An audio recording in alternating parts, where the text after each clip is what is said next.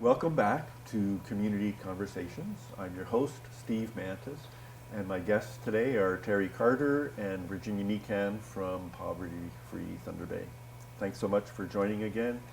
We were just talking about housing and the issue of even, I guess it's discrimination in terms of housing. Even when you have money in your pocket, you may be discriminated against in terms of being able to access that. What's happening in Thunder Bay to try to address this issue? So you've taken it really to the national level, or they're not responding. The province or the city, are they of any assistance on these issues? Well, the city released a report. It's called Under One Roof, and it's a 10-year plan to address this issue. But they just started. It just got approved through the minister. I don't know what ministry it is. So they're just starting to prioritize where the actions they can go with and go from there. So they're just beginning the process. Okay. And now I was talking to Aaron Park. You mentioned him earlier in the show. And so he's working with Thunder Bay Housing. He told me they're starting to build a couple of units, 6 plexes or something, so another dozen or something. But how many are needed in the city? What are we looking at here? I'm not sure. There's like 1,000 people on the wait list. 1,000 people on the waiting it's about list. that much, yeah. So these Give or 12 take, units it may depends not, when you look at the wait list, right? What month you look at it, but still quite a big. yeah. Oh my gosh. So what other issues is Poverty Free working on? So this whole past year, we've been doing the minimum wage, raised minimum wage. We had actions almost every month for an entire year.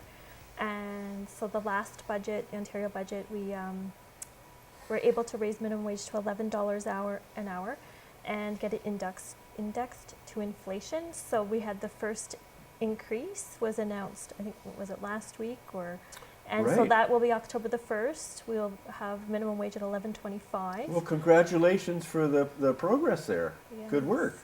Yes. So we're happy that it's moving because it wasn't moving for the longest time. It was frozen for 4 years. Okay. But it's still not enough. It's still under the low income cutoff. So we're going to continue. We're going to do another campaign. This time it's going to be $15 an hour and fairness. Because a lot of people don't get paid sick time when they're off.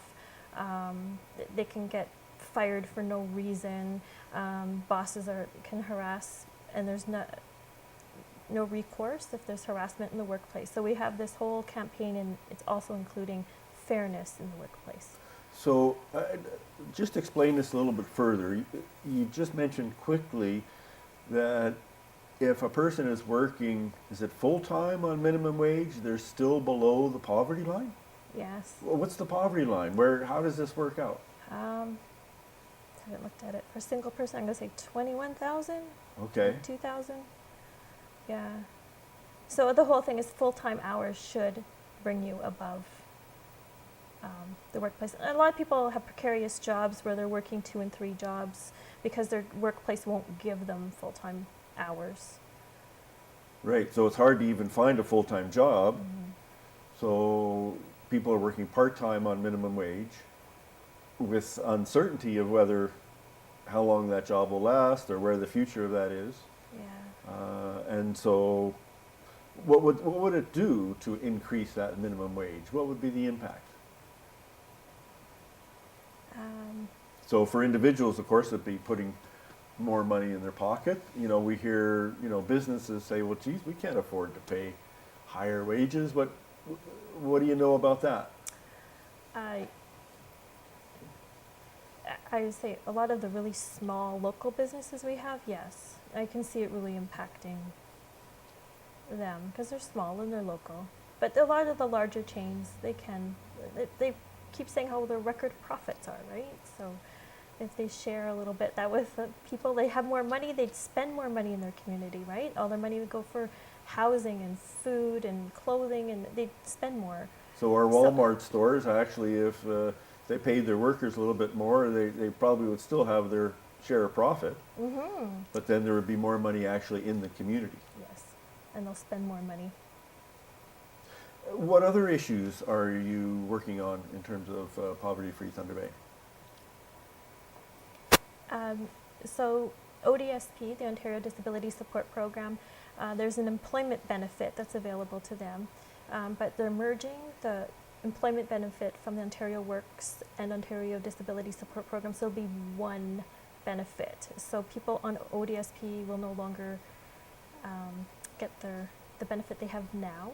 It'll be changed, and we won't know what the changes really are until October the 1st. So this is a financial benefit. This is an incentive to help people make the transition from being on disability benefits into the workplace? Yeah, and it's helped to offset the cost of being disabled. It's $100 they get for working, and it's to help pay for costs that they would have because they're disabled. Okay, so people are struggling in a way to cover rent and food, so they recognize, okay, we'll give you some money to be able to buy decent clothes to go to work in, or transportation or something like that. Is that what that's for? $100? $100? You could use it for transportation. It's more It's not for, a lot of money, is I know it? it's not, but I think if they need special appliances to go to work, like if it's just to help them in their job, so they will succeed in their job, to offset some of the disability costs. And so they're changing that? They're taking They're that changing away, it, or what so- are they doing? So right now it's $100 a month, and it can go on as long as they're working in an ODSP. In October, it's going to be $1,500 for the year, and that's it. Once the year is over, they don't get any more money. So it's a one-time, So you get one shot at it, yeah. with that one job, more or less, and if that doesn't work out, then where do you go? Well, it's just over the course of the year. So if they can switch jobs, but they only get it for 1 year, and that's it. It doesn't go on and on. Like right now, the $100 will continue as long as they're working in an ODSP. And there's right now there's a $500 benefit. So when a person starts work, they can say, oh, I need clothes, I need a haircut. So they can apply for this $500, but that will be gone too. That won't, under the new system, that will no longer be there. So you're seeing it's going to be harder for people to make that transition? Is that what? Well, I think so, because people that are disabled have a little more costs to go to work, to succeed out in the community, and to not have that money, to have it taken away from them, to give to someone who potentially might go to work, right? If you're already in a job, you're already working, you're already succeeding. To take that away from someone who's already succeeding, to give it to somebody who may succeed. Everyone should have a shot at it, and it should be long and ongoing. We're just about out of time. If people want to get in touch and maybe help out and volunteer with Poverty Free Thunder Bay, what do they do? How can they find you? Well, we have a Facebook page, it's Poverty Free Thunder Bay, and then we have a Gmail account. So it's povertyfreetb@gmail.com. All right, we'll plug that in on the screen. We're out of time, but thank you very much for coming and joining with us and educating us a little bit about the issues of poverty in Thunder Bay. For folks at home, we also have a Facebook page for our show here. It's Community Conversations. We're always open to suggestions, ideas, questions, stories that you may tell yourself following from the show. We invite your participation. Thank you so much, and see you again next week.